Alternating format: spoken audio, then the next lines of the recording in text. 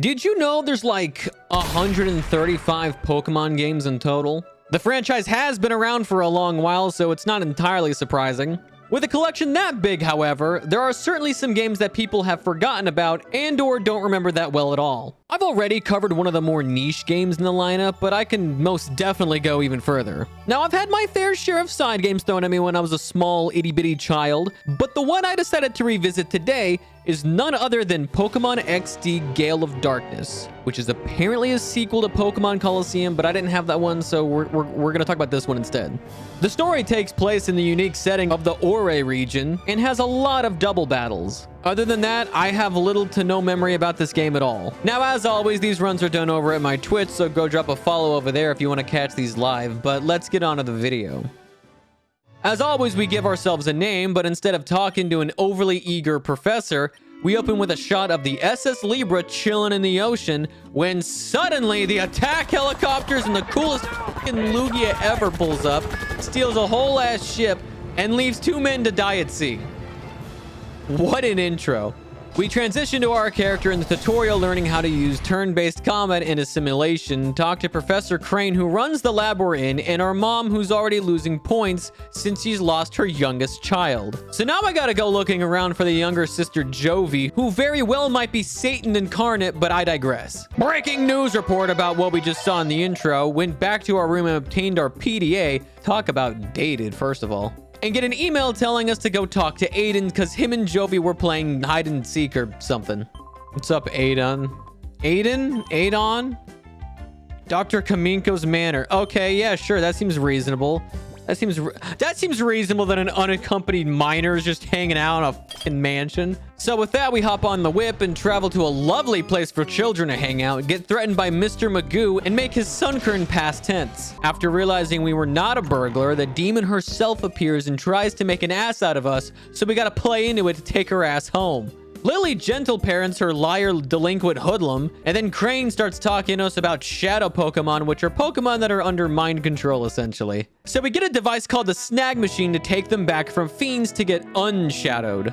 Right after we obtain our Pokeballs, however, gang warfare strikes as Crane is snatched and bystanders are shot dead. They killed him and the fucking Pineco, dude! So it's up to a child to stop the assailants where we encounter our first shadow Pokemon. Oh my god! It's a creature! So after learning what a shadow Pokemon looks like, we snag ourselves a new friend for the team. With nothing else as backup for some reason, Naps and the rest of his crew just take Crane away. Yeah, it's all your fault! Because you were f***ing around! Committing to completing the unshadowing project without Crane, we get sent to Gadian Port on another errand, but unfortunately... Wait, what? No, I don't want to go with her. No. No, I don't want to take her. Oh my god, it's like taking a misbehaved dog, dude. She's gonna go and fuck around. I don't want to deal with that. Get out of the way. So with that, we keep the Snag Machine just in case we see another shadow Pokemon and set off for the sea. Jesus Christ, dude. Those eyes are piercing. We make it to the port, and this creature I have with me is still proving to be trouble as she continues to cause problems wherever we go. How did this fucking goblin mess up your look? So now I gotta get involved with Zook because Jovi can't behave herself. This interaction, however, was stopped by an old man and his goons who promptly and swiftly take care of the Zook problem. He gives us his name and then just dips. We go to the parts store and are informed that the shopkeeper is out at the manor we were just previously at. But it's also at this point we're able to obtain evolution stones for our Eevee. So with our brand new Jolteon, we obtain the machine part, head over to the manor where Chobin wants a rematch, kill him again, and talk to the old man Makan, who brings up an organization called Cypher. So we head back home, deliver the part, who for some reason we trust Jovi not to drop. Don't trust that rat to do anything. Don't tell her anything. Lily sends us once again on a quest to random villages to learn about shadow purification from a man named Eugene? Eugene? I'm gonna be honest, these names are really hard to pronounce, and honestly, I don't know who's coming up with them, but this is just ridiculous, okay? So we're gonna try our best. We're gonna try our best with the pronunciation, but I make no promises here, all right? Ryder Heben? What kind of names are these? I promise it only gets worse from here. Anyway, after that scuffle, we climb the hill and talk to Billa, who's Bella, who's married to Egan? I don't really know. I'm just working with what I got. I got nothing. But with little time to let that digest, Egan comes raving in like a lunatic and tells him to meet up at his relic in a cave. So that's cool, I guess. In the process of trying to find said cave, we run into the teacher lady who can help teach Pokemon new moves. As an editor's note, though, I have to admit this was the only time I ever went to her, and I completely forgot about her presence for the rest of the run. So yeah, you know. But we go down to this little cave of mystery and start throwing hands with whoever's hanging out down there. Cool trainer Gorps. Gorps? Fucking Gorps. You gotta be kidding me. To keep this simple, right? In order to purify shadow Pokemon, the most straightforward way is to just keep using them in battle long enough for their shadow meter to go all the way down. Which takes time, mind you, because they can only use shadow moves and they don't level up at all in this state. So if your Pokemon is level 9, it's going to stay that way until it's pure. The other way to do it, however, is to give your Pokemon cologne massages in order to open their hearts, because I guess they like it. It's effectively using rare candies or other power-up items like that to speed up the process. But I mean, like, this is what they chose to do? Rub down your Pokemon gently when you use that cologne case. Yo, this old man's freaky. This old man is fucking freaky. Anyways, we talk to Egan, beat his Pikachu, and he tells us our Teddiursa is not ready to be purified, so he suggests fighting or cologne massages to finish the job. Excites it? Okay, all right. You know, I'm willing to give the benefit of the doubt that maybe sometimes things just get mistranslated. But you can't tell me to give my Pokemon a massage to open its heart, to make it feel good, and then you have, for scents, I was thinking like lavender, but I have a joy scent, an excite scent, and a vivid scent? Are you high? After spending a good 20 minutes fighting cave dwellers, Teddiursa was finally ready to be free of her sins. Once purified, these Pokemon get all the XP that they missed out on and relearn all their old moves, so now Concrete is no longer a burden. After that, Egan tells us to go talk with his friend Vander in the mountains and gives us his PDA number, and off we go to Mount Battle. We make the climb, fight some trainers, become a sparring partner, and whoop his ass, and then talk to Vander, who sends a small child into the desert to an abandoned facility that used to belong to Cypher. Oh, so I'm just supposed to go to the desert by myself as an unaccompanied child? Sure. I'll go throw myself in the desert. Possibly die. Why, yes, of course. We managed to find the hidden base and found the Power Rangers guarding it, who were optional fights. But hey, we needed a little more training, and all 6 of them had at least one Shadow Pokemon ripe for the taking, including one of my favorite Gen 3 Pokemon of all time. Spheal. Oh, please be a Shadow Pokemon. Oh my god, yes! I fucking love Spheal. Once we managed to snag a few more companions and beat all 6 of the colorful crew, we now have a full team, which is kind of nice, actually. I decided to leave Concrete behind and infiltrate the Cypher base to uncover the secrets within and to thwart their evil scheme. Oh, alright. Well, alright. R&D Tekket? What is he, an Egyptian god?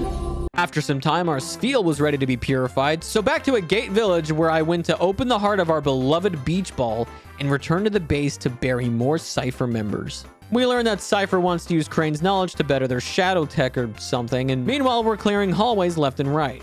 At some point we end up finding Crane, beat the dreaded Naps, and then run like hell out of the base. But not before encountering one of the Cypher admins, Lavrina, who at first didn't really live up to her title. You have a love disc and a people are afraid of you, and this is what you're throwing out? You can't be serious. But then out came the Roselia from hell to hurt poor Beach Ball. Jesus Christ, what the fuck is that about? Hey! Not Beach Ball! So our Houndour Burger finished it off. We snag a Delcatty, Lavrina gives up, her lab partner drops a data ROM, and we bring Crane and that data ROM back to the lab. While away, they finished the Shadow Purification Chamber and went on a long tirade of how to use it, of which I was not paying attention to. I'm not gonna lie. I did not. I did not pay attention to any of that. Aside from that, it's time to talk to Datan with the demon spawn who was nowhere to be found. We eventually find him pacing outside and claims the data that we stole is too advanced for him to decipher. Once again, we're tasked with being an errand boy by Crane, who sends us to a new station in Pyrite Town. But before that, we decided to purify and involve some of our team members and even managed to see Bofa make a return. So with that, it's off to Pyrite Town, which just based off appearances wouldn't be where I'd build a new station, but you know, oh well. Anyways, we see a reporter team run off to God knows where, anywhere other than here, I guess. And then we head over to the ONBS tower, where the names just get more ridiculous. Founded by Sek and Net. Are those people or is that a company? You can't be serious. So we talk to our boy Sek, get denied entry to Net, find a lost child, see a live newscast, try to find this girl's terrible mother, but then we just give up and go see if Net will let us in, which he does. But instead of important business regarding the data ROM and terrorist group, we just get sent to go visit a man named Duking. We finally find the girl's mother and then set off to see this Duking character, which all that he's here for is just, you know, showing us what Pokespots are and how to use them. The quick version of this is you lay out bait and wait for wild Pokemon to come and then you catch them. If something takes the bait, your PDA goes off and then you go see what's up. It's kind of like the honey trees from like Pokemon like Platinum, but you know, a lot more ass pain. It's at this point where we just go and leave food out at each location to potentially get some encounters. And speaking of encounters, we run into these two dweebs, Folly and Trudley, along with their eccentric boss. Oh, Jesus Christ. It's fucking Brooke, dude. What is that torso? Look at that. There's no abs or anything. It's just torso. You go from pecs to... That's like 3 feet of abs. What the dude? So I smacked down Myra B and his Lombre squad along with stealing his Voltorb. And they just, you know, piss off, I guess. I don't know. I'm just here to leave snacks. We also find the Myra Radar, which I guess helps me locate them, but I don't ever really use it, so whatever. Got a handy dandy email from Net saying to come back because he just got some new info on Cypher, only to find the place has been ransacked, so now it's go time. We did manage to snag a Makuhita though, so I guess I can't complain about that. I should also mention, unlike the last 2 videos I didn't have any kind of speed up function, so these fights took forever. So if you see me skipping around a lot, that's why. Oh, wait a minute. What? Not now. I don't have time for this. But I did have time for this. Oh my God, it's a trap inch. Hello. All right, you're coming on the team. I can't paralyze you though. I can put you to sleep though. Oh, it has arena trap. God, f you, man. Please don't kill it. If you kill it, I might actually scream. Okay, man. I can't do anything else. That's horse. That's horse. Anyways, we find Sek getting interrogated, so we gotta save his wimpy ass. Fucking Elox over here. Wait, what can you learn? Self-destruct, man.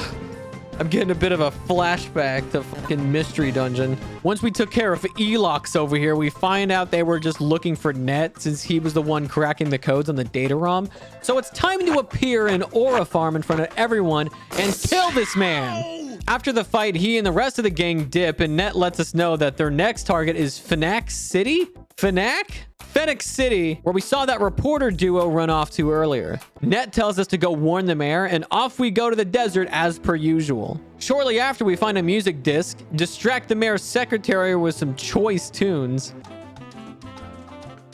have a small mental breakdown before heading up to the mayor's room, only to find a note intended for a Jutsi character that abruptly cuts off, meaning they already got his ass. It's then revealed that it's not a secretary we distracted, but a gang member in disguise. So we show her some hands, went outside, where we were seeing double, or in this case, sextuple, which has turned out to be the Power Rangers in disguise, so we took care of that problem. Next, we went to go deliver said letter, only to be met with more deception, take her ass out, find Justy, get deceived again.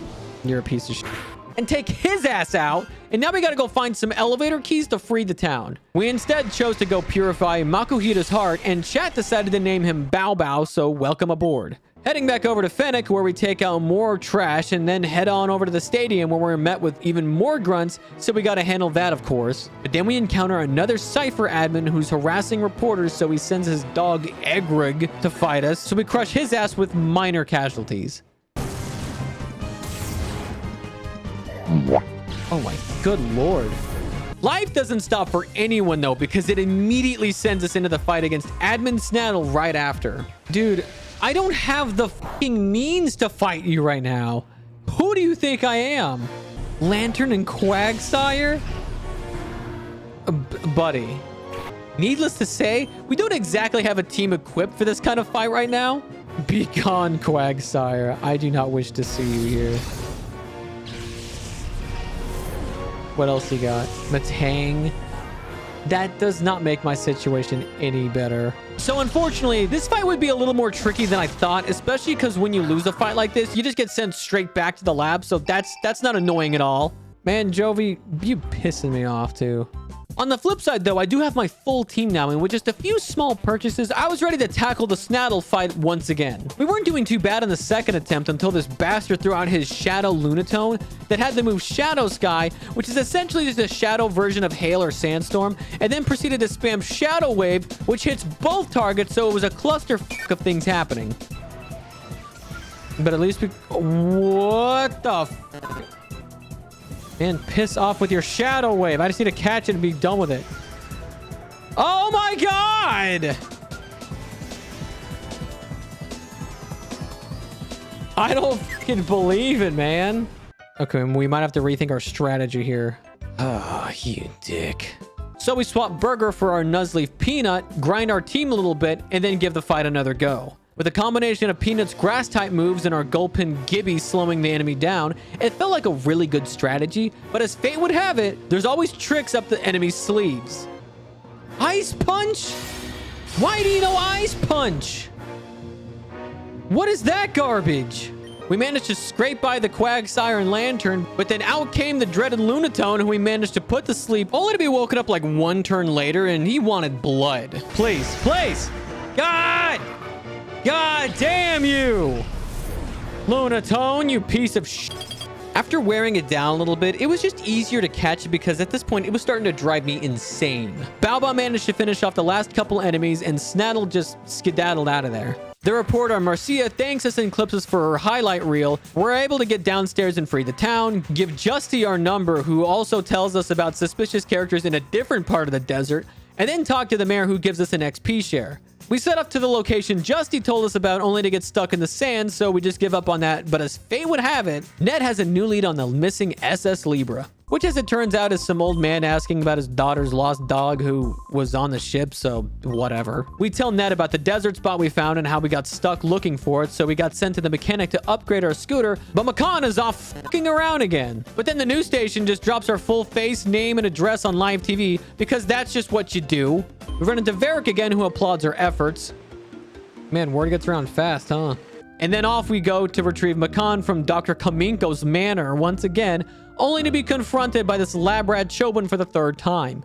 Despite his massive upgrade, he still went down a little too easy, but he did help Baobao evolve. Dr. Kaminko comes out all pissed off, so the two of them team up to kill a child with their robots. So I gotta fight this little freak again, and I would have figured the battle would have gotten harder, but no. Hoppip? So you went back to reinforcements and you pull out a Hoppip? What is that? He's like, I'm about to bring out the big guns, and throws out a Hoppip. With that waste of time out of the way, we find McCon and tell him about our situation. So now we get a sick-ass hover bike, so off to the desert we go, where we encounter the wrecked SS Libra. Push the game's engine to the max. Oh my god, there's physics. There's pokey physics. Ran into more Cypher goons with fake names. Smartin. It was so close to a real name. Took them out and found a squatter who's been living out here for some reason, and then asked a small child to investigate odd noises coming from down below, because that seems reasonable, right? So we did some more puzzles with that trademark pokey physics and found a Bonsley just chilling down there who doesn't like people.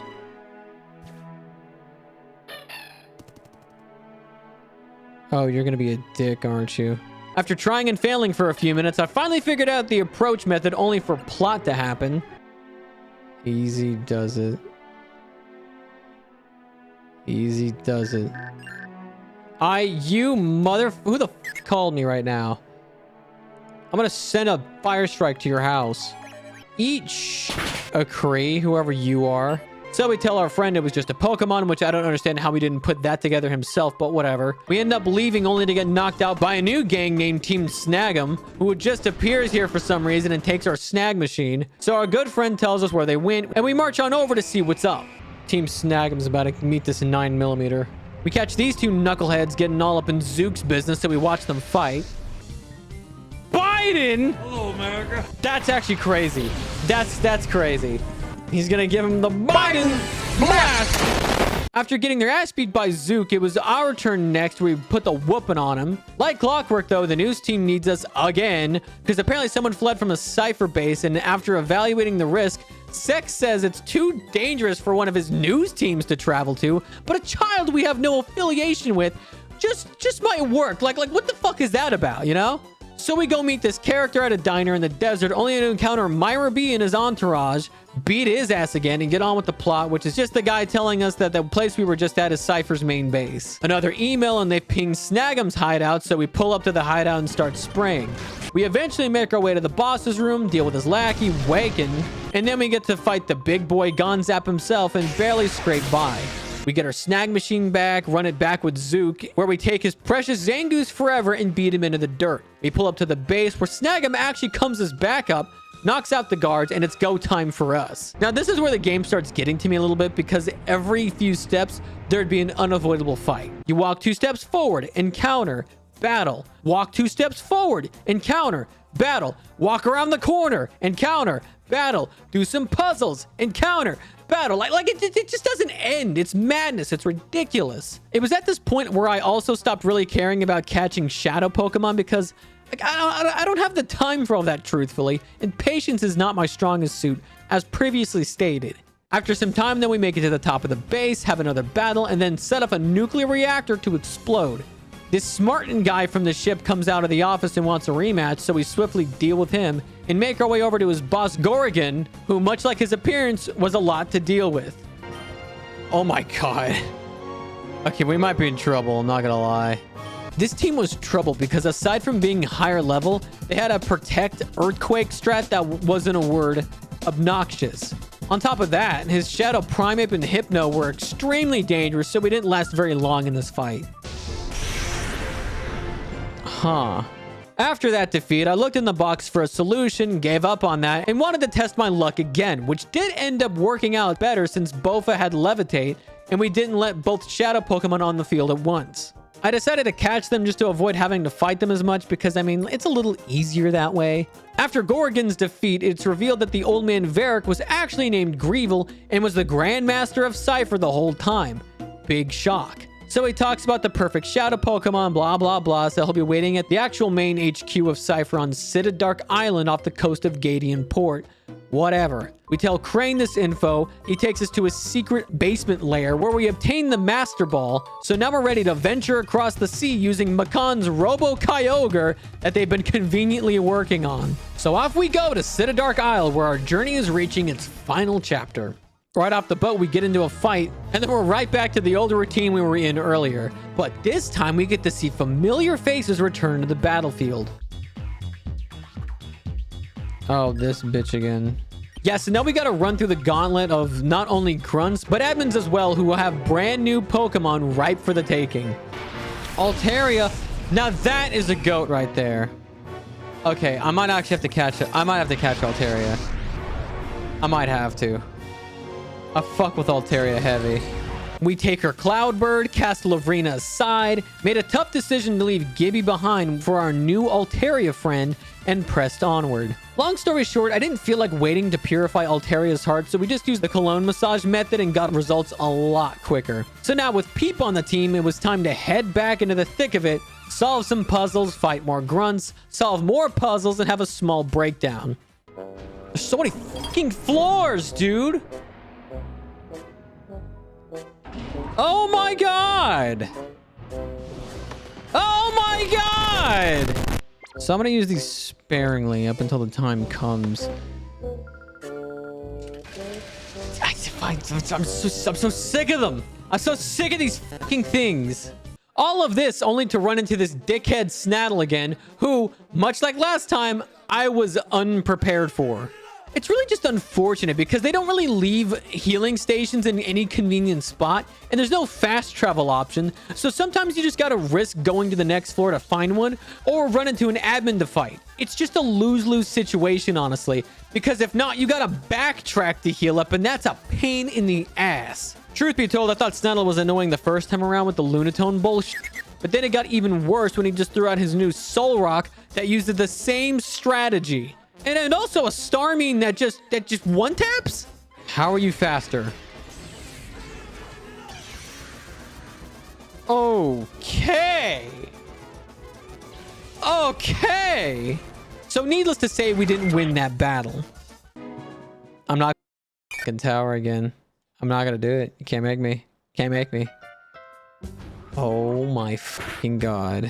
We geared up on items and made the Odyssey back up the goddamn mountain again.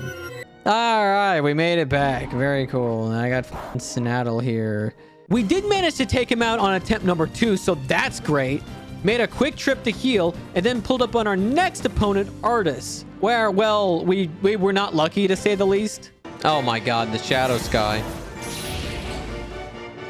He's Aura maxing. Ice Punch? Why the f do you know Ice Punch? Why do you know Ice Punch? I don't understand. Yep, the Shadow Break.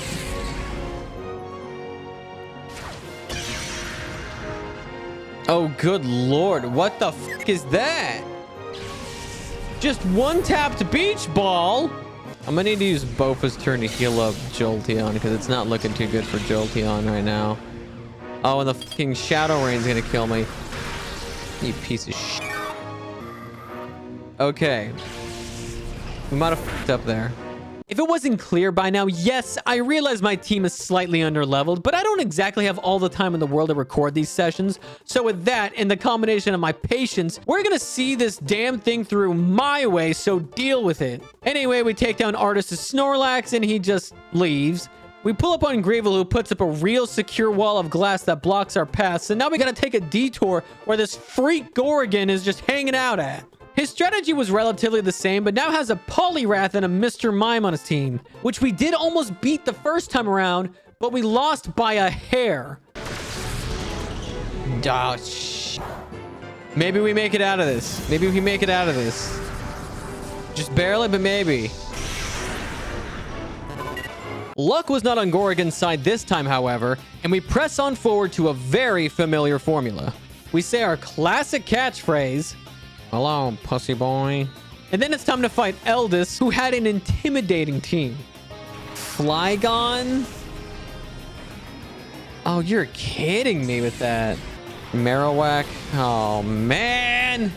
It was bad enough having the Shadow Salamence and the Flygon, but then you throw this Shadow Marowak at us that spams Shadow End, which is just a move that KOs any opponent with just a little bit of recoil damage. So needless to say, we were here. Yeah, and then there's the flamethrower that killed Peanut earlier. They just one-tap me. It's so crazy. I won't bore you with the details, but we did manage to bring him down on the second attempt. Made our way up top to confront Grevel and the Prince of Darkness himself, Shadow Lugia, who we instantly used a Master Ball on. You think I'm gonna sit around here and wait? You're off your fucking rocker. Easy dub. You would think it'd be over there, but Grevel had a nasty backup plan. Moltres? Oh, okay. Somehow we managed to get through about half of Grevel's team despite the odds, but we really couldn't manage to do much else. So as with every other fight here, second time's the charm. But this time I got a foolproof trick up my sleeve. It's Lugia. I pulled out Lugia. I mean, I just got him, man. His entire team is full of shadows, and Lugia was able to resist basically everything, which gives us all the time we needed for Jolteon to chip away at his legendary birds and other monstrosities that Grevel had. Call me cheap if you want to, but this was efficient. After his last Pokemon fell, Greevil gives up, Artist suggests terrorism, Eldest drops lore, and then pats us on the back saying we're all good here. Once it's all said and done, we get a low-quality montage of everything we accomplished or whatever, and then we get one final shot of the cast. And then bam, credits roll. Hello, Bonsly. We never found the Bonsly. We let it go. I never caught the Bonsly. That trainer's just waiting for his friend forever now. I didn't bring it back. Uh-oh. And with that, we have completed Pokemon XD Gale of Darkness, even if I made it harder than it needed to be. If you made it to this point, I appreciate you, for real. You are who I make these videos for, and once again, I apologize it took so long. Working a full-time job on top of trying to balance everything else in my life is a difficult thing to do, especially when I do all the planning, editing, and writing myself. Thanks for bearing with me, and we will try to be a little faster next time. So until then, good night, everyone!